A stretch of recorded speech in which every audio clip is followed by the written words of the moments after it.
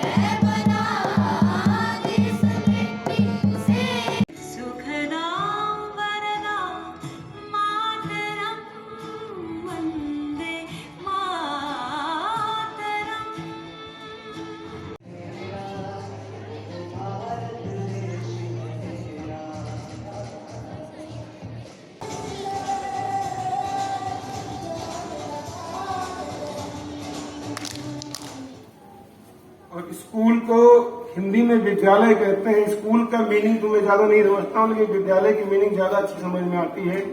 विद्या का मतलब तो सभी जानते हैं, आलय का मतलब घर होता है, और हम सीखना घर से शुरू करते हैं। जो सीखने की शुरुआत घर से करते हैं, और यहाँ आकर बहुत सारे लोगों के साथ मिल के हम बहुत सारी